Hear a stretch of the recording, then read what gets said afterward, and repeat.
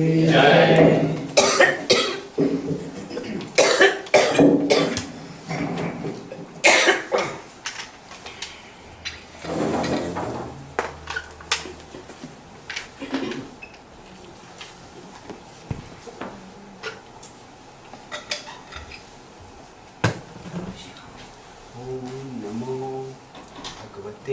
वासुदेवाय। ओम नमो भगवते वासुदेवाय। ओम नमो भगवते वासुदेवाय। ओम नमो भगवते वासुदेवाय। ओम नमो भगवते वासुदेवाय। ओम नमो भगवते वासुदेवाय।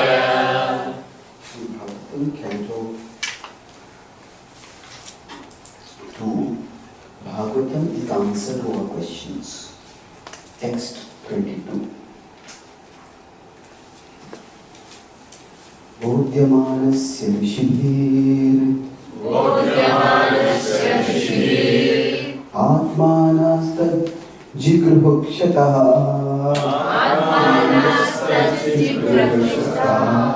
करणौ च निरभिद्येताम् दिशः श्रोतं गुणग्रहः बोध्यमानस्य ऋषिभिः आत्मनस्तज्जिगृहुक्षतः कर्णौ च निरभिद्येताम् दिशः श्रोतं गुणग्रहः बोध्यमानस्य ऋषिभिः आत्मनस्तज्जिगृहुक्षतः कर्णौ च निरभिद्येताम् दिशः श्रोतं गुणग्रहः बोध्यमानस्य ऋषिभिः आत्मनस्तस्य जिघृक्षतः कर्णौ च निर्भिद्येताम् दिशः श्रोत्रं गुणग्रहः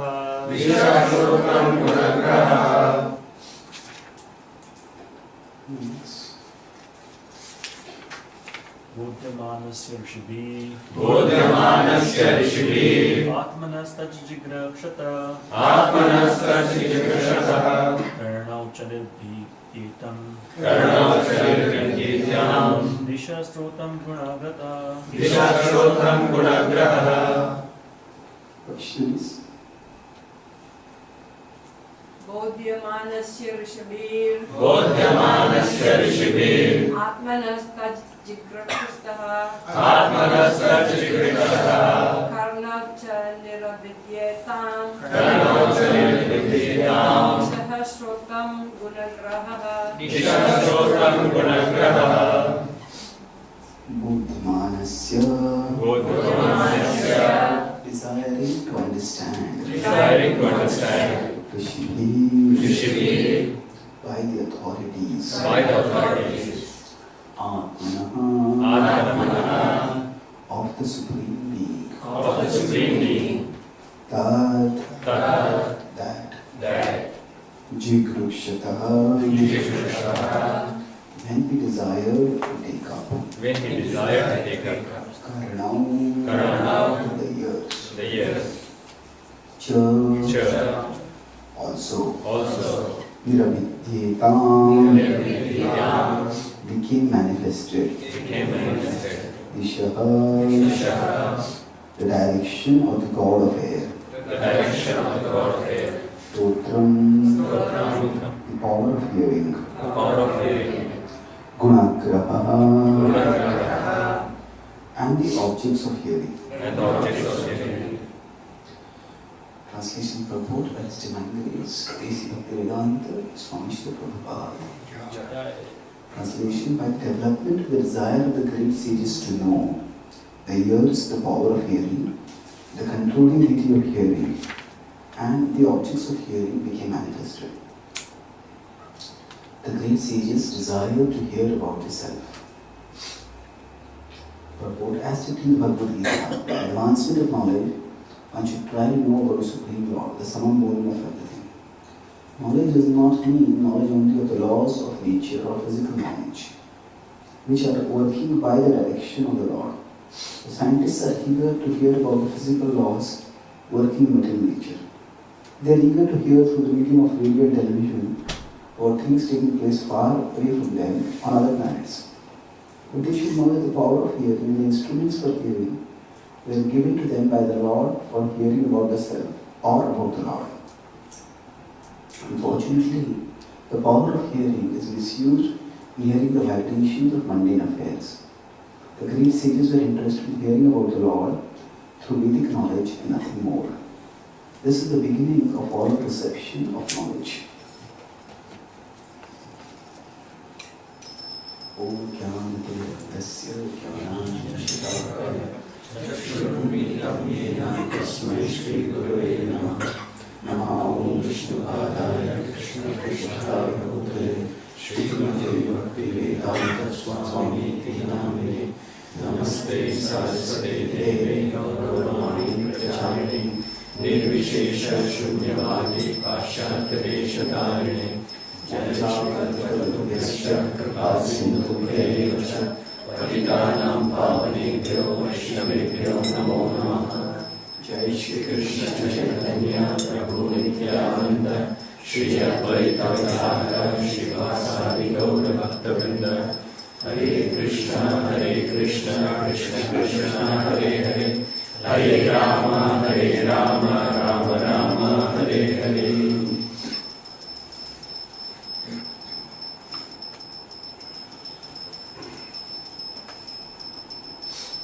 Hare Krishna.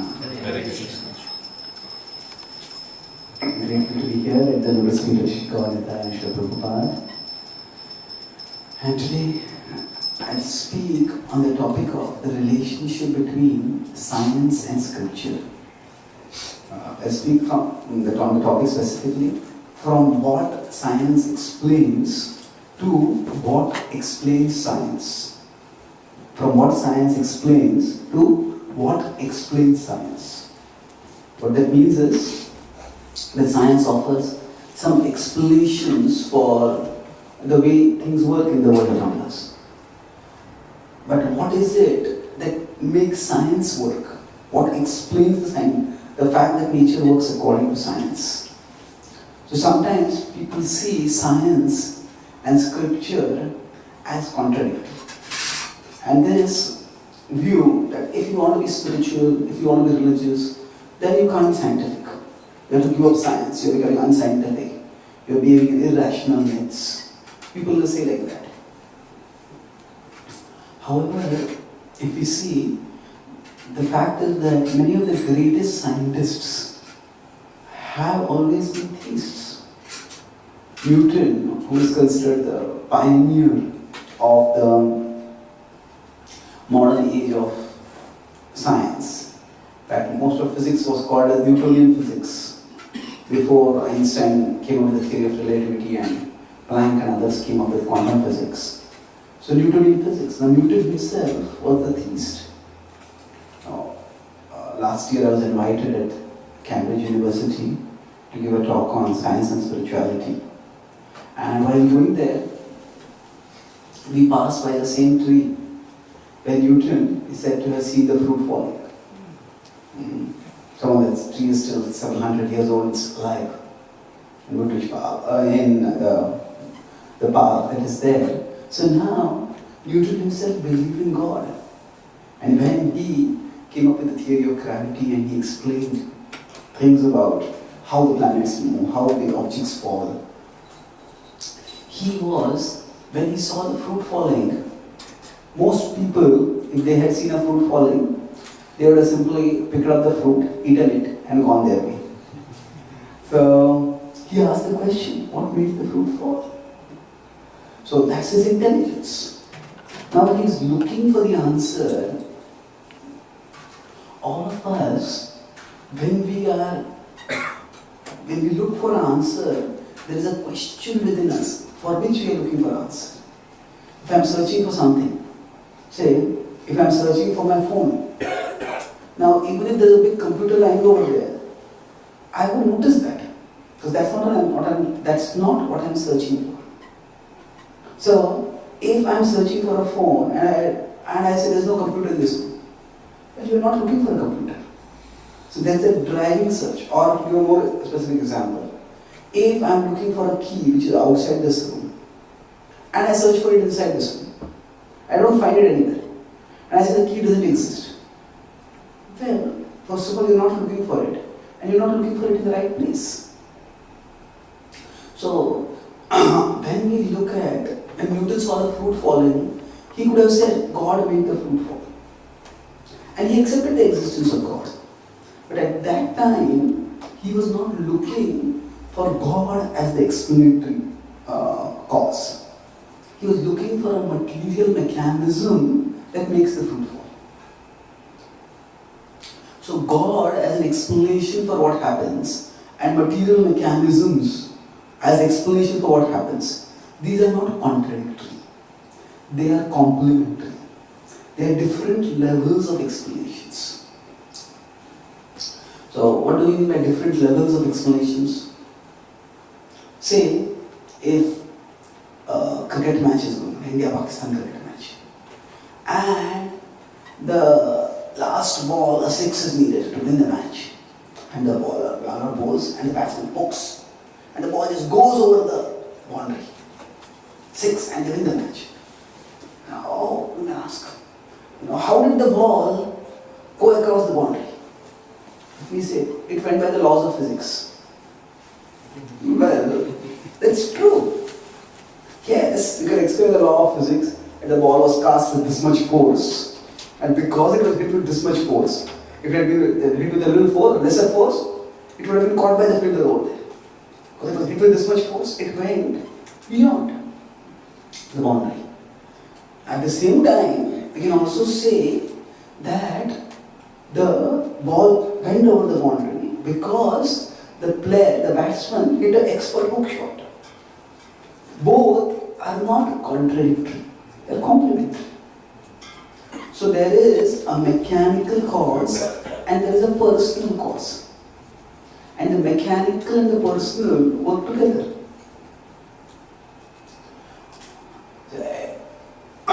If we go home and there's a delicious food item over there, how is this so delicious?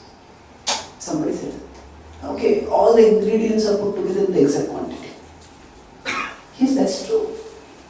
If the sugar had been a little less, the salt had been a little more, if the heat had been heated too much, then it wouldn't have worked out that way. So the fact that all the ingredients were mixed properly for the right time duration, that is one explanation. Why this is so delicious. But at the same time, you can say the person who cooked it is an expert cook. So the personal explanation, that there is an expert person who is involved, and there is a mechanism involved. The mechanism and the person are not two contradictory things. They go in parallel. So science focuses on looking for the mechanism of how things happen. And it can come up with valid explanations of mechanisms. But beyond the mechanisms, there's a personal cause. Here it is said that when the Lord desired, the previous verse was said, when the Lord desired to see, the eyes, the sun, and the whole system for vision manifested. When the Lord desired to hear, and the ears, the power of hearing, the agents, the devatas who oversee hearing, all of them manifested. So the Bhagavatam is focusing on the personal explanation. Modern science focuses on the mechanical explanations. Mechanical explanations means science looks for mechanical factors or mechanical forces which make things happen. And they are valid. They are they are correct, but they are not necessarily complete.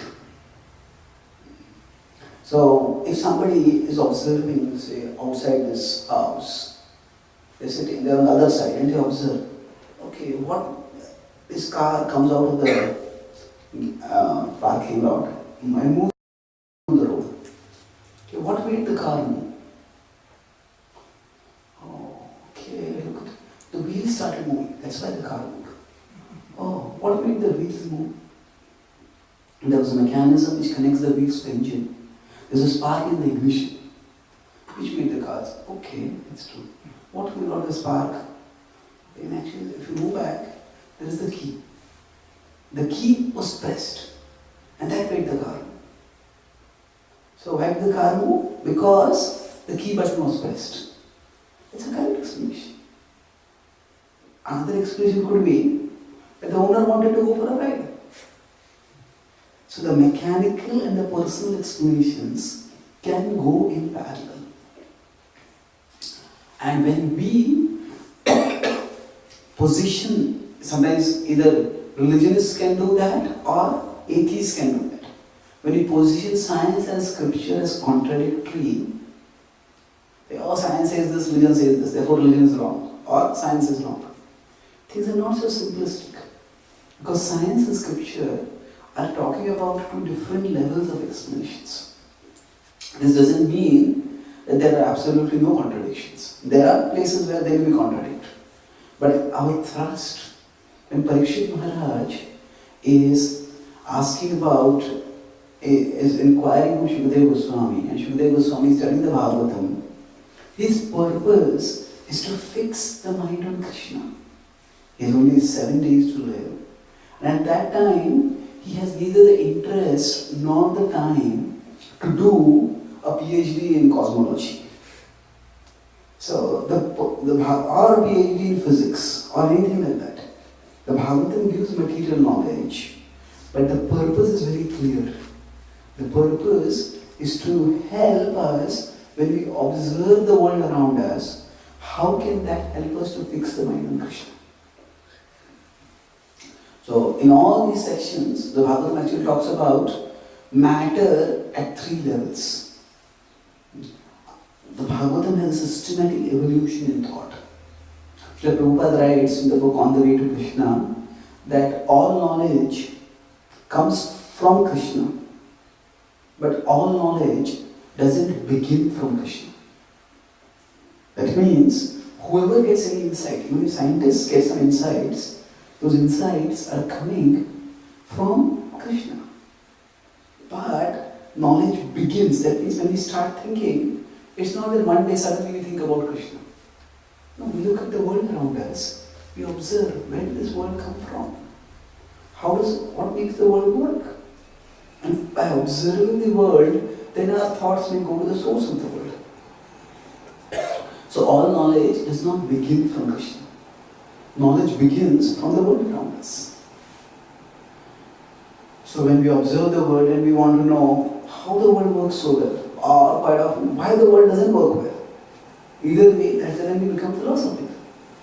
So the point is that when we look at the world, we may look to see some mechanisms. Okay, what makes this work in particular? That's fine. So science primarily looks for mechanisms. And not science in itself is not for God, it is not against God. It is an operational methodology called methodological naturalism. Naturalism is that we are going to look for material explanations for material phenomena. So if fruit is falling, a supernatural or a non-material explanation can be God wanted the fruit to fall. That's true. But science is very intimately related to technology. Technology means that once we understand the mechanisms by which nature works, then we can tap those mechanisms. And by tapping those mechanisms, we can do things. So for example, by understanding the principles of mechanical engineering, the laws of motion, and eventually vehicles are made. By understanding the principles of aerodynamics, airplanes are made. by understanding the principles of telecommunication, mobile and internet are made. So science focuses on getting material explanations for material phenomena. Now in this process, there are some scientists who become overconfident. Or rather, there are some atheists who, for whatever reason, are atheists, and they try to use science to prop up their atheism. And they say, so science is basically a way of looking at the world. It's a way of looking at the world where we look at whatever is happening in the world and we try to find out material explanations for whatever is happening in the world. And there are some scientists who claim that this is all that there is to nature. That matter is all that exists. There can be two theories. Matter is all that matters. And matter is all that exists. So both these people who are primarily matter-centered, they are materialists. Those who say matter is all that matters, they are functional materialists. There is something else existing, but we don't care about it. Those who say matter is all that exists, they are fanatical materialists. Anything else is, it's according to them anathema. It can't exist. But from a scientific perspective, there is no way that science can ever prove that nothing beyond matter exists. Why not? Because imagine if somebody is in a spacecraft and they have a flashlight which can see only within the spacecraft, or we are in a space balloon and somebody inside the space balloon and they have a flashlight which can see only inside the space balloon. Now inside the space balloon they can see a lot of things, but there's a whole universe outside the space balloon and their flashlight can't show it up. The flashlight is designed in such a way it shows only what is inside the space balloon. So the space balloon is like the world of matter, and science is like the torch which looks for material explanations for material phenomena. That means that it is looking for material explanation for material phenomena means that it is a flashlight which looks only within the world of matter. So science cannot make any statements about whether anything non-material exists or not. So in that sense, science is functionally non-spiritual. It is not pro-spiritual, it is not anti-spiritual. Now while looking at how the world works around us, we can make some inferences. A Nobel laureate scientist, Eugene Wigner, he wrote a paper called On the Unreasonable Effectiveness of Mathematics in the Study of Natural Sciences. So on the unreasonable effectiveness of mathematics in the study of natural sciences. His basic thesis was that if we consider maths, especially concepts like triple integral calculus, square root, imaginary numbers, these are basically constructs of the human mind. Imaginary number, it's a construct of the human mind. So scientists have found, so mathematics is one branch of knowledge which contains concepts which we have developed from our human mind, and nature is something existing out there. So why should it be that the nature out there correlate with the way our human mind functions and comes up with concepts? For example, if we go to a palace, if we go to a mansion, and it has many doors which are locked. And as we come to a door, just look around and we see a key fallen over there. We pick up the key and it fits the door. As we go to the next door, we look around, we see another key fallen over there. We pick it up, it fits the door. As we move forward, so we just keep finding keys that keep opening doors. So now I may say that, okay, I found the key by which I could open the door. And I can take credit for finding the key that opened the door. But finding the key that opened the door does not explain three things. How did the door come into existence? How did the key come into existence? And how did the key exist right near the door so that I could find it? So similarly, the locked door is like nature. The key is like the concepts of mathematics. So F is equal to G m1 m2 upon r square. That is the law of gravity. Newton came up with that. But basically, if you consider this is a concept which the human mind has produced. Now, why should mathematics, which is basically a construct of the human mind, why should that correlate with nature out there? If we consider atheism to be true, then that would mean that everything that exists, both our brain and the world around us, is a result of unguided natural processes. And if there are unguided natural processes, why should that, first of all, nature obey certain laws? Why should the human brain be able to, nature is itself a result of unguided natural processes. The human brain is a result of unguided natural processes. So why should nature work according to certain laws? Why should the human mind be capable of concepts complicated as mathematics? And why should those concepts correlate with nature? So the science, basically how it advances is, it finds the keys to open doors. But the scientific approach does not explain the existence of the keys, the existence of the doors, and the correlation between the keys and the doors. Science requires the pre-existence of nature, science requires the pre-existence of the human brain, and science requires the pre-existing correlation between the way the human brain functions and nature functions. Einstein said that the most incomprehensible thing about the universe is that it is comprehensible. The most incomprehensible thing about the universe is that it is comprehensible. Why should it be comprehensible? Why at all? So, God is not an explanatory alternative to science. Some people say, oh, science can't explain this, science can't explain this, science can't explain this, therefore God exists. That's one way of looking at it.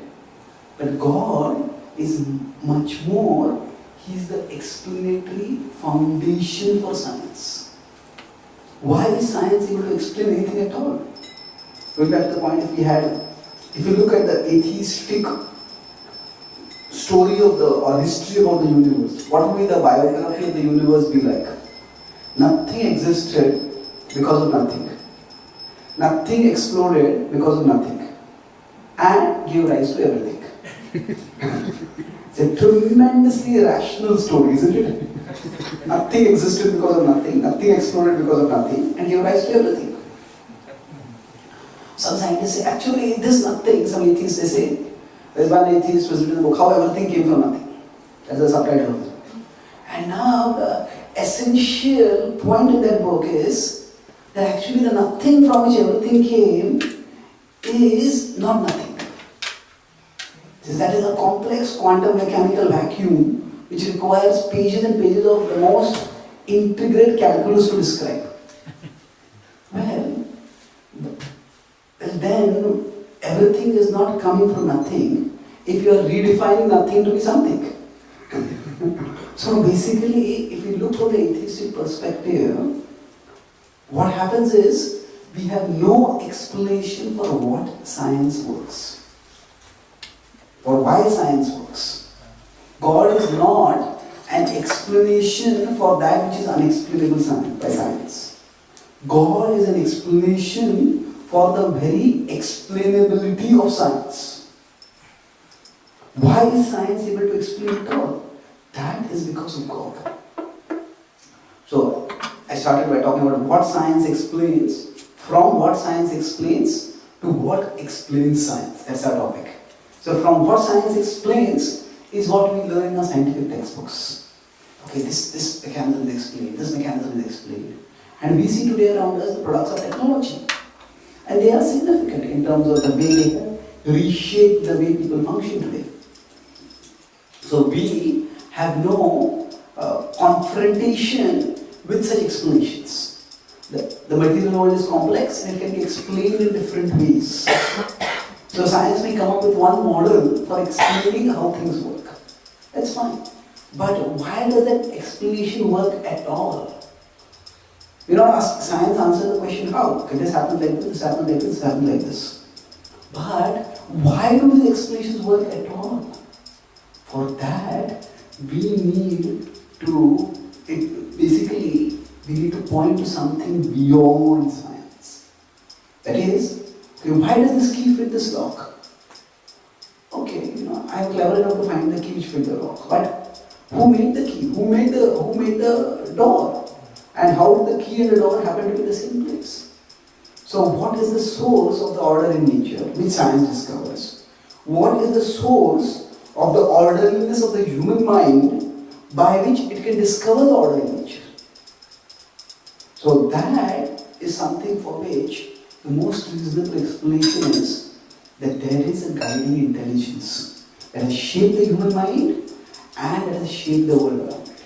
Now exactly how that guiding intelligence shaped the human brain, guiding intelligence shaped the world around, that is a matter for discussion and investigation. Science will give one explanation for that. And in science itself, it's not one explanation. There are many different theories. I'll conclude with one point, that there's a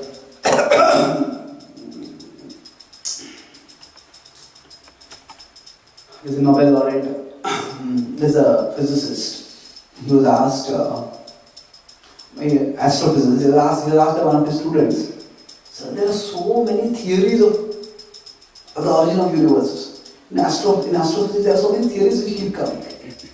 So how do we keep up with all the theories? So there's physicist replied, he said, if you miss a bus, a girl, or a cosmological theory, no need to run after. Another one is soon coming. So, in science, there can be different theories about how things work. And yes, some theories may be able to explain things better than others. Our point is, our conflict is not with specific theories. That's the jurisdiction of scientists, let them debate and find out what is the theory. Our point is, that not what the theory explains, but what explains the theory. Why should any theory be able to explain nature at all? That is the fundamental question. And for that, the most reasonable explanation is that there is a guiding intelligence which has shaped nature, which has shaped the human mind, and which helps the human mind perceive the working of nature. And Krishna says, Maya Tekshena Prakriti Suyate Sacharachena. That it is, material nature works under its own order, but that is under my supervision. So our purpose is not to argue with specific mechanisms by which certain things are explained. Our purpose is, where does it all come from? Who is the source of it all? Srila Prabhupada was on a morning walk and he was talking to Professor Benford, I think it was Canada or America. So they were going into a garden and Prabhupada asked, Swamiji, what is the current scientific knowledge about the soul? And the professor said that currently we have no scientific knowledge about the soul. And Prabhupada said that we have no scientific knowledge at all.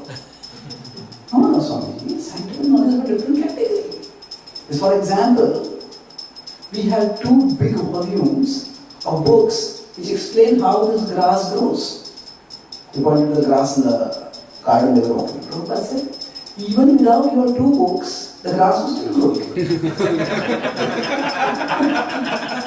So then, Professor Wellington also replied, he said, if God did not want us to study the grass, why did He put it there? So Prabhupada said, my point is, you study the grass and you forget the God who put the grass there.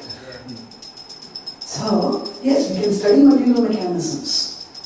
We can study the material objects, but we also need to study the source. Vedaisha sarve amameyo vidyo. By all knowledge, it is I who want to be known. So if scientific knowledge, we can look at it in a way that helps us increase our appreciation of God.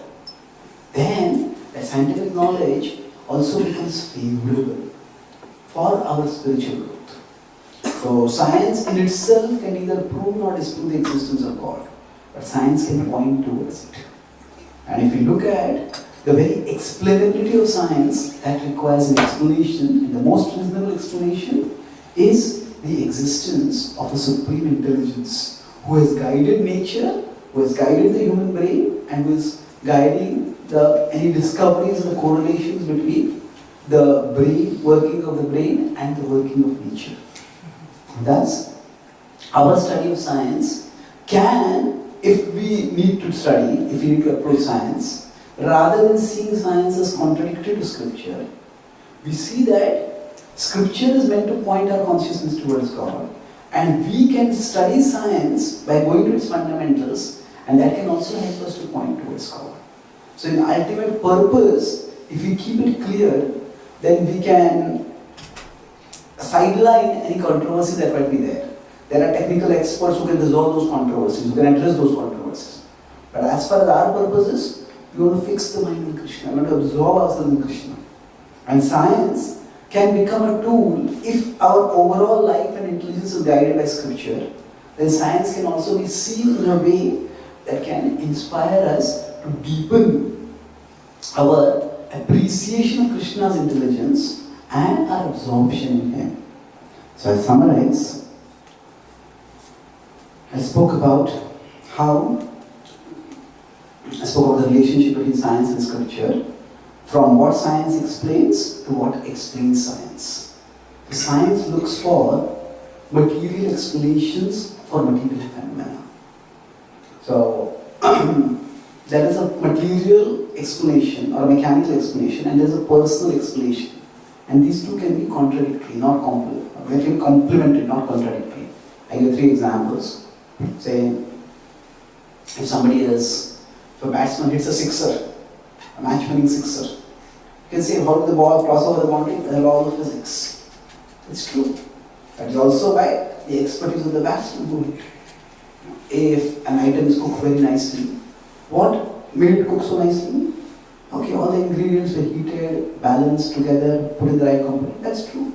The expertise of the cook is also another explanation. What made the car move? We'll say the wheels moving, the ignition sparking, the key being pressed. That's one explanation. The driver wanted to go out for a drive. That's another explanation. So science focuses on material explanations of material phenomena. It's like they have a space balloon. They have a torch which sees only inside the space balloon. Then whether anything exists outside the space balloon or not, that cannot be said. So science is operationally non-theistic. It doesn't talk about God. It is not theistic nor atheistic. Now, from scientific knowledge, what can we infer about God? That the most incomprehensible thing about the universe is that it's comprehensible. Science finds mechanisms by which nature works. But why does nature work according to some mechanisms? Why does the human mind come up with concepts which actually correlate with the way the mechanism nature works? It's like, I find a key to open a door. That's fine. But where does the door come from? Where does the key come from? How is the key in the door? How can I find the key just when I'm near the door? So like that, the correlation of the mechanisms of nature, the correlation of the workings of the human mind, and the human mind working in a way that nature works is understood, that correlation cannot be by unguided natural forces. The most reasonable explanation for that is that there is a guiding intelligence which makes things happen. So we accept that science can come up with some models of how things work. And some theories may be correct, some theories may be wrong. Our point of contention is not with specific theories. What science explains is in the jurisdiction of science. And that's for scientists to discuss. But what explains science? That is a transcendental intelligence. And that is our purpose. So when we study scripture, we focus not on the specific details in the scripture, but on the essential purpose of scripture. That is to draw our attention towards Krishna and become absorbed in Krishna. And this section of the Bhagavatam is quite technical, but Prabhupada doesn't go into the technicalities. It focuses on the desire. Because the Lord desired to see, because the Lord desired to hear, so the mechanisms for it all manifested. And Prabhupada says in the purport, we should focus on the Lord. By thus keeping our focus clear from scripture, fix the mind on Krishna, then we can re-envision science in a way that is also favorable for our absorption in Krishna. Thank you very much. Hare Krishna. Hare Krishna. So are there any questions or comments? Hare Krishna. Thank you for the explanation. It's very clear, probably. Sometimes when we talk to people about science and spirituality, they may ask okay, I agree that Big Bang didn't come from nothing, but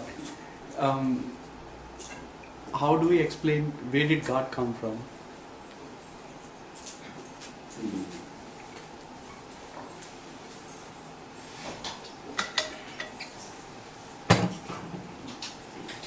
How to explain where did God come from?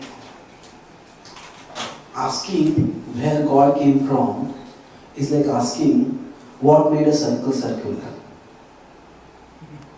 A circle by definition is circular. So if I ask where did God come from, that means I have not understood the very foundational definition of God. God by definition is the cause of all causes. So if the cause of all causes has a cause, then that cause of the cause of all causes is actual cause of all causes. So from the point of logic also, the cause of all causes can't have a cause.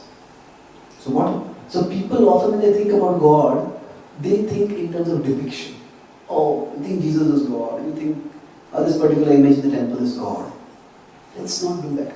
If you want to discuss in a philosophical way, don't begin with depiction. How God is depicted. Begin with definition. The definition of God is that He is the cause of all causes. Now, somebody may say that, when I ask where did God come from, you say, but why does this causal chain have to stop? Can it just go on and on and on? Does it have to stop at some place? Even science has told us that the universe is not eternal. That the universe has a beginning. So we can't just have an infinite causal chain going on. That causal chain has to stop somewhere. You say, why does it have to stop with God in particular? So when I said we define God in a particular way, that now when God is the cause of all causes, that means He is the cause of time also. That means time begins from Him. Time comes from Him, you could say. So if a child reads a novel for the first time, and he looks at all the characters, say a child reads Harry Potter. And then after reading the whole book, the child comes to know, oh, this is written by J.K. Rowling. The child starts looking all through all the pages. Where is J.K. Rowling in this book? Now J.K. Rowling created the storyline, created the timeline, created the plot, created the characters, created everything in the story, in the novel, but J.K. Rowling exists outside the novel. Similarly, God exists outside the time domain.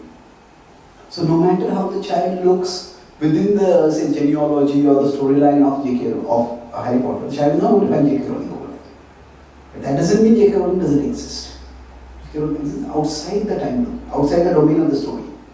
Similarly, God exists outside the domain of time. So, when we come, the last point I think, when we come to the question of where did God come from, we have to go backward and stop somewhere. Now either we can stop with matter or we can stop with consciousness. Now if we stop with matter, matter itself does not have the kind of self-organizing capacities that will lead to the whole universe that exists around us. So even scientists, they say that matter works according to laws of nature. But when they say that, okay, matter, the world works according to laws of nature, but in science also, where did the laws of nature come from? That's a question that has no answer. They say they just existed in nature. Well, if whatever existed at the beginning or before the beginning, we say, if you want to say that, how did the laws of nature come into that? Why should it have contained the laws of nature? So, if you look, if there is just a pile of concrete somewhere, and there is a builder over there, from the builder a building can come. From a pile of concrete, how can anything come? On its own. Now, you're talking about God, it's not just a builder. God is actually transcendental. So, in our understanding, matter and spirit both are eternal. Both are eternally coexisting. Matter is sometimes manifested, sometimes not manifested. So, God exists beyond both. So, the question where God came from, it reflects an ignorance about the definition of God. And once we understand the definition properly, then we will see that God, as the causeless cause of all causes, is the most rational explanation for the origin of everything. Okay? Thank you. Any other questions or comments? Yes. Soul has the same quality as Krishna, Super Soul, Satchit Ananda. The concept that I sometimes struggle with is, and you can refer to as an originally caused question, when before coming down from material world, we were in the same state, we were in constant companionship of God. So how does that element of dvesh that we, or sometimes acharyas describe as hatred with strongly used words, arise? Yeah, I got the question. And second, So, yes, okay. This question about where does soul come from, this is one of the favorite ways for devotees to give themselves intellectual headaches.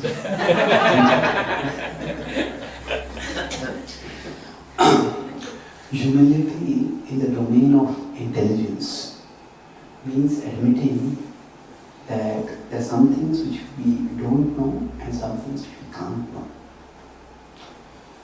So I would suggest that this question about origins, we just adopt an attitude of humility and not get into that question. Any other questions? The second part of the question, if it's the same, then we can. It is stated that we wanted to laud material energy. Let's not get into this question. Okay. Okay. Any other questions? So just a comment about that. It's talking about that where the God comes from. The Big Bang theory, the scientists explains the Big Bang theory. But the question comes is, who did the Big Bang? The quantity of the items has to be in the correct portions to make that Big Bang, create the nature. Yeah. So there has to be somebody who has created that Big Bang. So that must be, Yes. he's outside from that Big Bang. Yes, you say the Big Bang comes from the big brain. Thank you. Any other questions? Thank you very much. Okay, yeah. Just one last question. Sometimes we see in the pages of Bhagavatam a different kind of cosmology is explained than what scientists normally perceive. And we see it sometimes contradicting and totally different. So how can we understand this problem? Okay. How do we explain the cosmology that is given in the Bhagavatam? The Bhagavatam's purpose is to help us fix the mind of Krishna. And it explains the whole universe from that perspective. At the same time, the Bhagavatam is not insistent that, the Bhakti tradition is not insistent that this is the only way of looking at the universe. For example, in India, there is a well-developed tradition of astronomical study that was associated with astrology. That's called Jyotisha Shastra. And Jyotisha sees the cosmology in a very different way from what Bhagavatam sees it. And the Jyotisha cosmology can be seen as many ways similar to the modern scientific way of looking at cosmos. So when even our acharyas, our devotional acharyas, if they want to do the horoscope of Lord Chaitanya, horoscope of Lord Krishna, they use Jyotisha cosmology. They don't use Bhagavatam cosmology.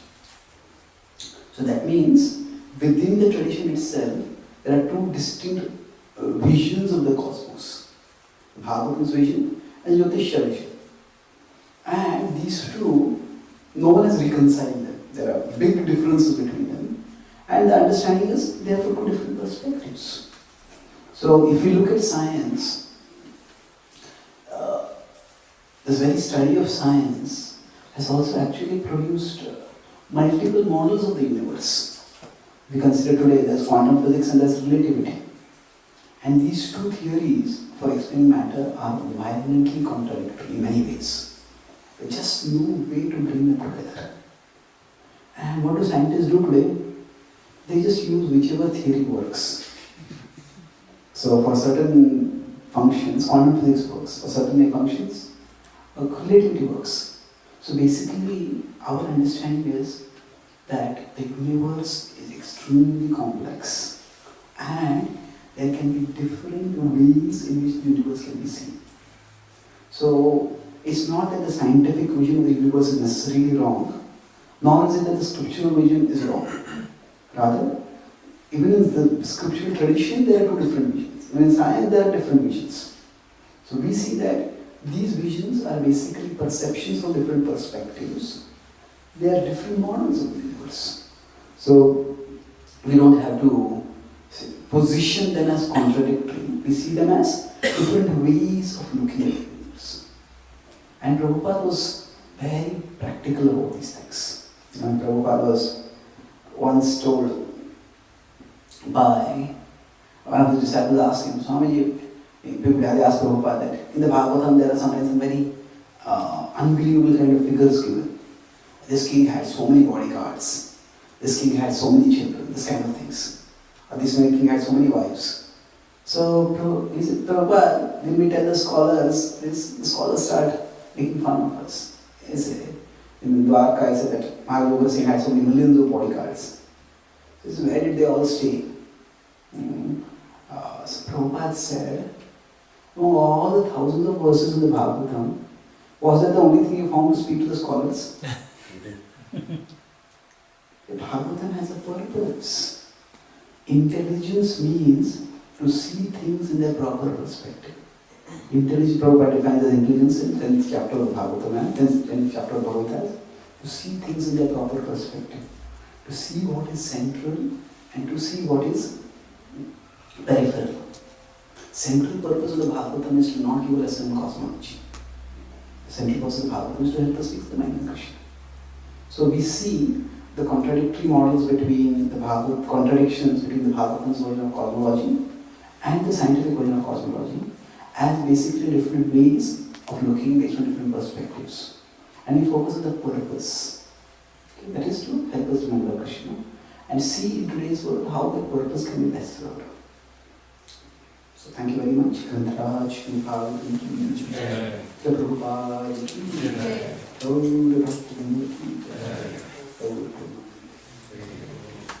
His great Chaitanya Charan Prabhuji ki Jai.